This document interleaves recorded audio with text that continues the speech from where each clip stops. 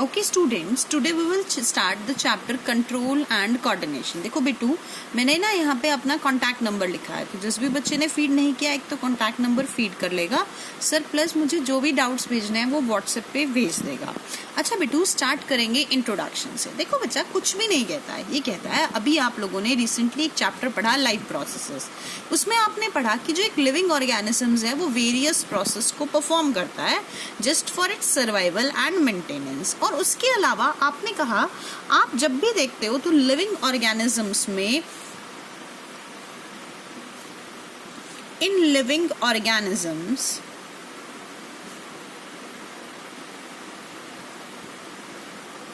comma we observe movements। ठीक है, ये कहता है कि जो भी लिविंग ऑर्गेनिज्म है ना, आप उसमें क्या ऑब्जर्व करते हो बेटू? मूवमेंट्स ऑब्जर्व करते हो। अच्छा, आपको एक एग्जाम्पल क्या देता है?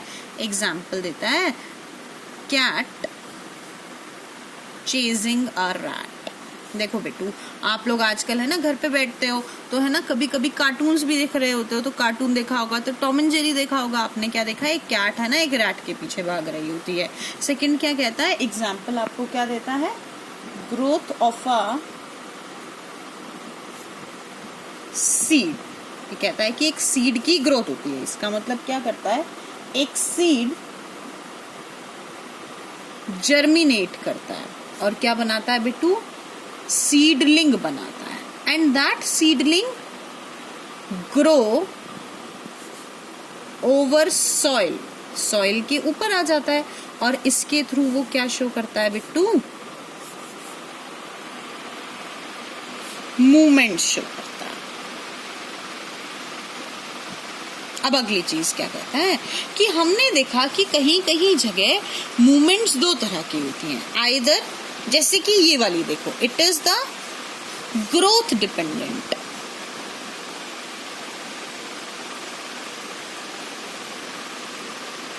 और rat chasing a cat is growth independent. देखो बेटा, ये कह रहा है कि दोनों तरह की मूवमेंट्स होंगी, क्या तो ग्रोथ डिपेंडेंट मूवमेंट होगी या ग्रोथ इंडिपेंडेंट मूवमेंट होगी। बेटू देखो, आपको ग्रोथ डिपेंडेंट और इंडिपेंडेंट का मतलब पढ़ के ही समझ में आ रहा है। ग्रोथ इंडिपेंडेंट का मतलब कोई फर्क नहीं आता है, ग्रोथ नहीं होती है इस मूवमेंट में। और ग्रोथ डिपेंडेंट मतलब ये मूवमेंट तब होती है जब क्या होती है बेटू? ग्रोथ होती है। नेक्स्ट क्या कहता है? नेक्स्ट कहता है why these movements takes place। ये मूवमेंट होती ही क्यों है? तो आप आंसर क्या कहते हैं? आंसर कहते हैं these takes place due to change in environment। देखो बेटू, ये क्या कह रहा है कि एनवायरमेंट में सडन चेंज हुआ। सडन चेंज कैसे हुआ बेटू? सडन चेंज देखो, जैसे ऊपर देखो, आपने कहा कैट चेजिंग अ रैट, तो यानी कि कैट के आगे से रैट गया तो उसके एनवायरमेंट में चेंजेस है। दूसरी चीज आप क्या कहते हो? सेकंड एग्जांपल में आप कहते हो कि सीड जर्मिनेट करता है, तो सीड को क्या क्या एनवायरमेंट में चेंजेस है कि उसको वाटर मिला, उसको ऑक्सीजन मिली, उसको सनलाइट मिली, तो जिसकी वजह से उसके एनवायरनमेंट में चेंज आया और बेटू वो सीड क्या करने लग गया? जर्मिनेट। तो क्या हुआ बेटू? जैसे ही एनवायरनमेंट में चेंज आएगा उसकी वजह से क्या होती है बेटू? मूवमेंट होती है। Therefore we can also say that controlled movements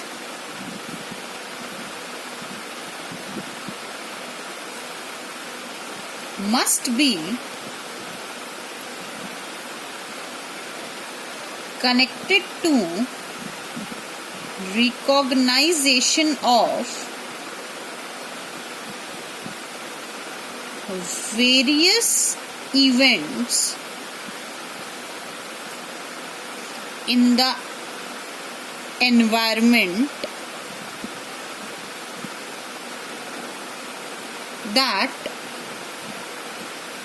results in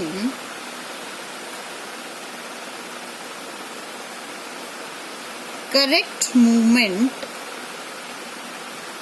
in response. देखो बेटू ये क्या कह रहा है कि जो कंट्रोल्ड मूवमेंट्स हैं, ऑफ कोर्स हम मूवमेंट्स को कंट्रोल कर सकते हैं, वो किसकी मस्ट बी कनेक्टेड टू, वो किससे connected, recognization of various events in the environment. Recognize करना मतलब पहचान कर लेना, किसकी, various events in the environment. That means जैसे ही एनवायरमेंट में कोई चेंज आपने नोटिस किया तो उस चेंज की वजह से क्या होती है बेटू, कंट्रोल्ड मूवमेंट्स होती हैं। एंड या फिर आप क्या कह सकते हैं कि ये इससे कनेक्टेड है, क्योंकि उसकी वजह से कंट्रोल्ड मूवमेंट भी होती है और करेक्ट मूवमेंट भी होती है। तो बेटू दिस वाज द थिंग। अब पता है आगे हम कौन सा टॉपिक पढ़ेंगे, next we will discuss the receptors. अच्छा बच्चा, नेक्स्ट टॉपिक क्या स्टार्ट करेंगे हम लोग नेक्स्ट टॉपिक स्टार्ट करेंगे रिसेप्टर्स। देखो बेटू आप क्या कहते हैं, आप कहते हैं आज मेरी मम्मी ने ना सुबह सुबह खाना बनाया और खाना मुझे गरम गरम खिलाया या मैंने गरम गरम खाना खाया, समथिंग लाइक दैट। तो आपको कैसे पता चला खाना गरम था? Because you are able to identify it, आपको पता चल रहा है क्योंकि आप उसको आइडेंटिफाई कर पा रहे हो। तो देखो बेटू आप क्या कह रहे हो, एनवायरमेंट से जो इंफॉर्मेशन है वो रिसीव कैसे होती है, with the help of receptors receive होती है। ठीक है बेटू, एक बार वापस से I am repeating the line, that is the all the information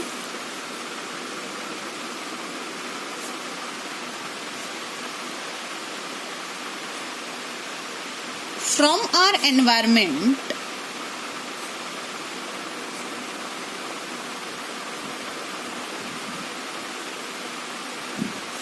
is received by receptors। कौन रिसीव करते हैं बेटू, रिसेप्टर्स रिसीव करते हैं, क्योंकि वो रिसीव करते हैं इसीलिए हम उनको क्या कहते हैं, रिसेप्टर्स कहते हैं। देखो बेटू receptors are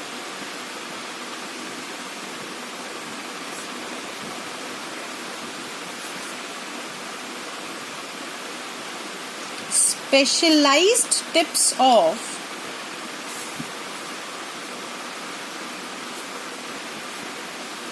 some nerve cells। ये लाइन ना एक आध मिनट में बहुत अच्छे से क्लियर हो जाएगी।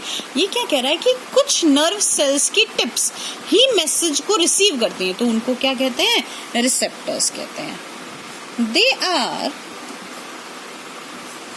Usually located in our sense organs. देखो बेटा ये कहाँ लोकेटेड होते हैं, यूजुअली हमारे सेंस ऑर्गन्स में, सच एज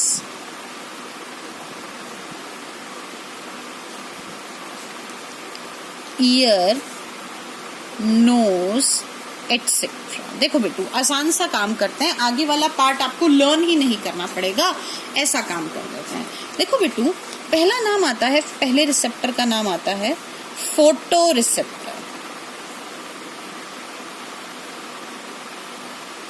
देखो बच्चा सबको पता है फोटो मीन्स लाइट, तो जो लाइट को रिसीव करे। तो बेटू नहीं भी बताऊंगी ना तो भी आपके दिमाग में आ रहा है, यहाँ पे नाम क्या आएगा, आईज। दूसरा नाम आता है फोनो receptor.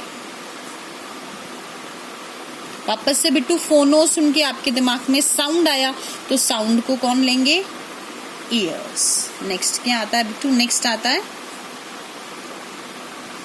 Thermo receptors. Thermo means heat, और हीट को कौन आइडेंटिफाई करता है बेटू, स्किन। नेक्स्ट आता है ऑल्फैक्टरी रिसेप्टर्स। ऑल्फैक्टरी का मतलब होता है बेटू रिलेटेड टू स्मेल। आप लोगों ने ना चैप्टर था एसिड बेस एंड सॉल्ट, उसमें ऑल्फैक्टरी इंडिकेटर्स भी पढ़े हैं, तो आपको पता है ऐसे इंडिकेटर्स जो स्मेल से काम करें ना, तो आप क्या कहते थे, ऑल्फैक्टरी इंडिकेटर्स स्मेल से आइडेंटिफाइड होते थे, ऐसे ऑल्फैक्टरी रिसेप्टर्स किसको आइडेंटिफाई करते हैं, स्मेल को। तो this is the nose and the next one is gustatory receptors. और यहाँ पर क्या आएगा, गस्टेटो, क्योंकि एक ही सेंस ऑर्गन रह गया, ऐसे भी याद कर सकते हो। तो यहाँ पे आएगी टंग, ये क्या लेती है बिट्टू, टेस्ट को आइडेंटिफाई करती है। तो मैं यहाँ पे लिख भी सकती हूँ ना ब्रैकेट में, ये किसको करता है, लाइट को, ये किसको करता है, साउंड को, ये टेम्परेचर या फिर हीट को, ये स्मेल को, and this one for the